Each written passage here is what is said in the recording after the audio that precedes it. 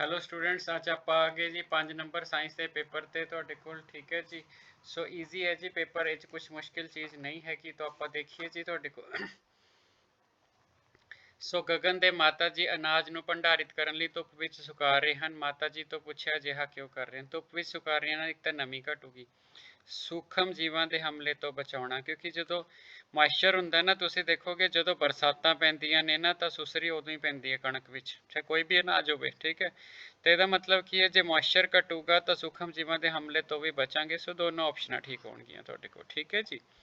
ਸੋ ਗੀਤਾ ਨੇ ਘਰ ਵਿੱਚ ਅਨਾਜ ਨੂੰ ਟੈਂਕੀ ਨੂੰ ਭੰਡਾਰਿਤ। ਬਰਸਾਤ ਦੇ ਮੌਸਮ ਵਿੱਚ ਗੀਤਾ ਦੀ ਮਾਤਾ ਜੀ ਨੇ ਦੇਖਿਆ ਅਨਾਜ ਖਰਾਬ ਹੋ ਰਿਹਾ। ਬਰਸਾਤ ਦੇ ਮੌਸਮ 'ਚ ਕੀ ਹੁੰਦਾ, ਮਾਇਸਚਰ ਲੈ ਜਾਂਦਾ, ਜਾਂ ਤਾਂ ਸੁਸਰੀ ਪੈ ਜਾਂਦੀ ਹੈ ਜਾਂ ਕਿਤੇ ਨਾ ਕਿਤੇ ਫੰਗਸ ਲੱਗ ਜਾਂਦੀ ਹੈ।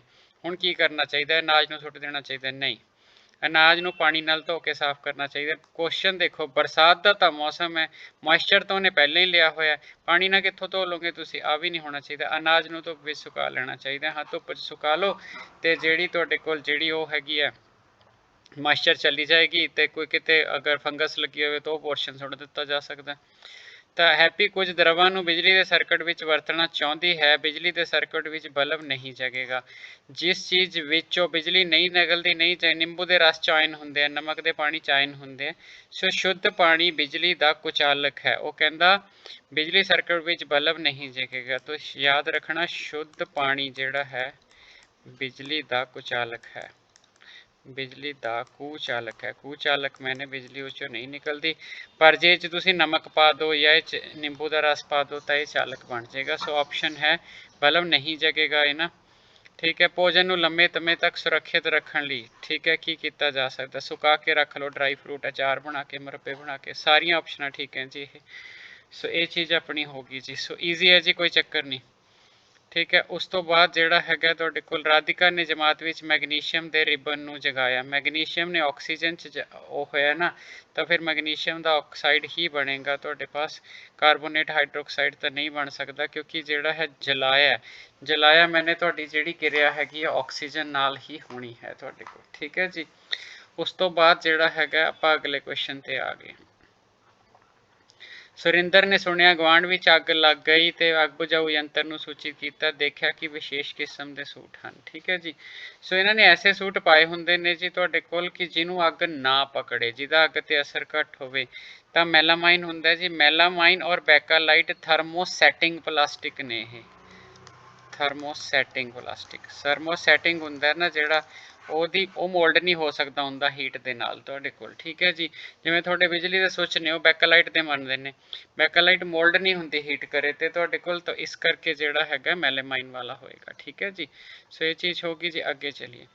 ਹਸਨ ਕੋਲ ਕੁਝ ਪਦਾਰਥ ਹਨ ਜਿਵੇਂ ਲੋਹਾ, ਕੋਲਾ, ਐਲੂਮੀਨੀਅਮ, ਤਾਂਬਾ, ਤਾਂ ਜਿਨ੍ਹਾਂ ਦੀਆਂ ਤਾਰਾਂ ਬਣਾਈਆਂ ਜਾ ਸਕਦੀਆਂ ਹਨ। ਇਹ 'ਚ ਆਪਸ਼ਨ 'ਚ ਕੋਲਾ ਹੈ, ਕੋਲੇ ਦੀ ਤਾਂ ਤਾਰ ਨਹੀਂ ਬਣਦੀ। ਇਸ ਆਪਸ਼ਨ 'ਚ ਕੋਲਾ, ਕੋਲੇ ਦੀ ਤਾਂ ਤਾਰ ਨਹੀਂ ਬਣਦੀ। ਆਪਸ਼ਨ 1 ਵੱਜ ਗਈ ਐਲੂਮੀਨੀਅਮ ਦੀ, ਲੋਹੇ ਦੀ, ਤਾਂਬੇ ਦੀ, ਸਭ ਦੀਆਂ ਤਾਰਾਂ ਬਣ ਜਾਂਦੀਆਂ ਸੀ। ਤਾਂ ਤੁਹਾਡਾ ਕੁਐਸਚਨ ਕਲੀਅਰ ਹੋ ਗਿਆ। ਸੋ ਆਂਸਰ ਤੁਹਾਡਾ ਕੀ ਆ ਗਿਆ ਤੁਹਾਡੇ ਪਾਸ? ਸੈਕਿੰਡ ਵਾਲੀ ਆਪਸ਼ਨ ਆ ਗਈ ਤੁਹਾਡੇ ਕੋਲ। ਠੀਕ ਹੈ ਜੀ। ਚਲਿਏ ਅੱਗੇ ਜੀ। ਤੁਹਾਡੇ ਪਾਸ ਅਮਿਤ ਨੇ ਮਾਤਾ ਪਿਤਾ ਨਾਲ ਰੇਸ਼ਮ ਦੀ ਸਾੜੀ ਖਰੀਦਣਾ ਚਾਹੁੰਦਾ ਹੈ। ਠੀਕ ਹੈ, ਚਾਹੁੰਦਾ ਹੈ ਪਰ ਉਹ ਕੋਲ ਜ਼ਿਆਦਾ ਪੈਸੇ ਨਹੀਂ ਹਨ। ਫਿਰ ਆਪਾਂ ਆਰਟੀਫਿਸ਼ੀਅਲ ਸਿਲਕ ਲਵਾਂਗੇ। ਰੇਯੋਨ ਨੂੰ ਅਸੀਂ ਆਰਟੀਫਿਸ਼ੀਅਲ ਸਿਲਕ ਕਹਿੰਦੇ ਹਨ, ਕਿ ਰੇਸ਼ਮ ਵਾਲੇ ਗੁਣ ਹੋਣ ਅਤੇ ਰੇਸ਼ਮ ਨਾਲੋਂ ਸਸਤਾ ਹੋਵੇ। ਸੋ ਆਰਟੀਫਿਸ਼ੀਅਲ ਸਿਲਕ ਹੈ ਜੀ। ਰੇਸ਼ਮ ਬਹੁਤ ਮਹਿੰਗਾ ਹੁੰਦਾ ਤੁਹਾਡੇ ਕੋਲ, ਇਸ ਕਰਕੇ ਜਿਹੜਾ ਹੈਗਾ ਤੁਸੀਂ ਰੇਯੋਨ ਦਾ ਕੁਛ ਨਾ ਕੁਛ ਖਰੀਦ ਲੋਗੇ ਤੁਹਾਡੇ ਕੋਲ। ਠੀਕ ਹੈ ਜੀ। ਅੱਗੇ ਚਲੀਏ ਜੀ। ਗਲੋਬਲ ਵਾਰਮਿੰਗ, ਗਲੋਬਲ ਵਾਰਮਿੰਗ ਮੈਨੇ ਧਰਤੀ ਦਾ ਤਾਪਮਾਨ ਵੱਧਦਾ ਹੈ, ਸਮੁੰਦਰਾਂ ਦਾ ਤਲ ਦਾ ਵੱਧਦਾ ਹੈ, ਗਲੇਸ਼ੀਅਰ ਪਿਘਲ ਰਹੇ ਹੈ, ਸਾਰਾ ਕੁਝ ਆ ਗਿਆ। ਗੈਸ ਕਿਹੜੀ ਯੂਜ਼ ਹੋ ਰਹੀ ਹੈ ਇਹਦੇ ਵਿੱਚ? ਕਾਰਬਨ ਡਾਈਆਕਸਾਈਡ ਗੈਸ ਹੈ ਜਿਹੜੀ ਤੁਹਾਡੇ ਪਾਸ, ਉਹਦੇ ਪ੍ਰਦੂਸ਼ਣ ਕਰਕੇ ਸਾਰਾ ਕੁਝ ਹੋ ਰਿਹਾ। ਠੀਕ ਹੈ ਜੀ। ਕਹਿੰਦਾ ਨੇਹਾ ਨੇ ਸਾਇੰਸ ਦੀ ਕਿਤਾਬ ਵਿੱਚ ਪੜ੍ਹਿਆ ਕਿ ਧੂਹੇ ਤੋਂ ਰਸਾਇਣ ਨਿਕਲਦੇ ਹਨ ਅਤੇ ਤੇਜ਼ਾਬੀ ਵਰਖਾ ਲਈ ਜ਼ਿੰਮੇਵਾਰ ਹਨ। ਤੇਜ਼ਾਬੀ ਵਰਖਾ ਲਈ ਨਾਈਟ੍ਰੋਜਨ ਦੇ ਆਕਸਾਈਡ ਵੀ ਹੁੰਦੇ ਆ, ਸਲਫਰ ਦੇ ਆਕਸਾਈਡ ਵੀ ਹੁੰਦੇ ਆ, ਦੋਨੋਂ ਤਰ੍ਹਾਂ ਦੇ ਆਕਸਾਈਡ ਹੁੰਦੇ ਆ। ਨਾਈਟ੍ਰੋਜਨ ਵਾਲੇ ਨਾਈਟ੍ਰਿਕ ਐਸਿਡ ਬਣਾ ਦਿੰਦੇ ਨੇ, ਸਲਫਰ ਵਾਲੇ ਸਲਫਿਊਰਿਕ ਐਸਿਡ ਬਣਾ ਦਿੰਦੇ ਨੇ। ਤੇ ਦੋਨੋਂ ਚੀਜ਼ਾਂ ਜਿਹੜੀਆਂ ਹੈਗੀਆਂ ਤੁਹਾਡੇ ਪਾਸ ਆਪਾਂ ਤੁਹਾਡੇ ਕੋਲ ਯੂਜ਼ ਕਰਦੇ ਹਾਂ, ਤੁਹਾਡੇ ਪਾਸ ਮਤਲਬ ਕਹਿੰਦੇ ਆ ਕਿ ਇਹ ਤੁਹਾਡੇ ਕੋਲ ਐਸਿਡ ਰੇਂਜ ਕੰਟਰੀਬਿਊਟ ਕਰਦੇ ਨੇ। ਠੀਕ ਹੈ ਜੀ। ਸੋ ਇਹ ਹੋ ਗਿਆ ਜੀ। ਉਸ ਤੋਂ ਬਾਅਦ ਜਿਹੜਾ ਹੈਗਾ ਤੁਹਾਡੇ ਕੋਲ, ਰਜਿੰਦਰ ਛੁੱਟੀਆਂ ਵਿੱਚ ਚਿੜੀਆਘਰ ਘੁੰਮਣ ਗਿਆ, ਉੱਥੇ ਰਾਸ਼ਟਰੀ ਬਾਗ ਵੇਖਿਆ। ਉਸ ਅਧਿਆਪਕ ਤੋਂ ਪੁੱਛਿਆ ਇਹ ਪ੍ਰਜਾਤੀ ਖਾਤਮੇ ਦੇ ਕਗਾਰ ਤੇ ਹੈ, ਤਾਂ ਇਹਦਾ ਰਿਕਾਰਡ।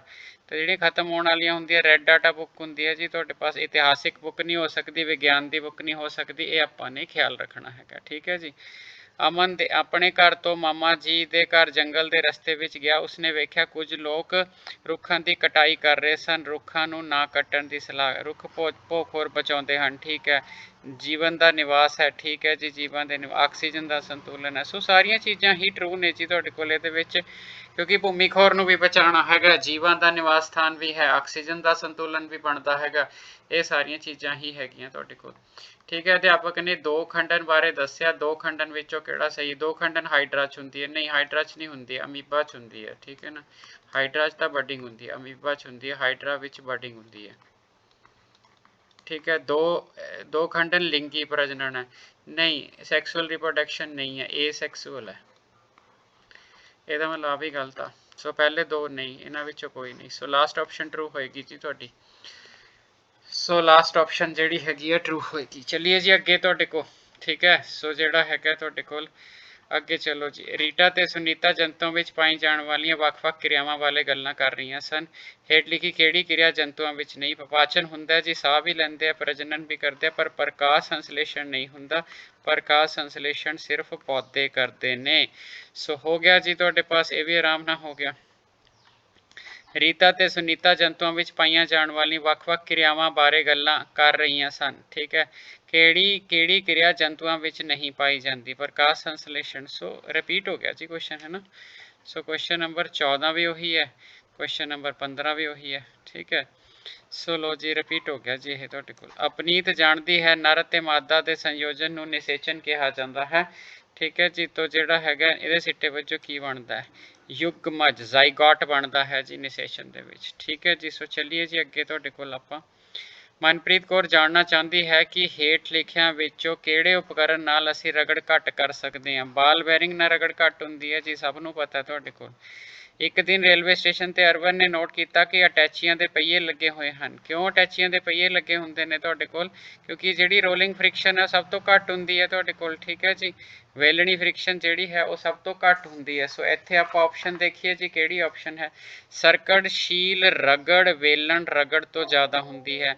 ਸਰਕਣਸ਼ੀਲ ਰਗੜ ਵੇਲਣ ਰਗੜ ਤੋਂ ਜ਼ਿਆਦਾ ਹੁੰਦੀ ਹੈ। ਇਹਦਾ ਮਤਲਬ ਵੇਲਣ ਘੱਟ ਹੋਗੀ।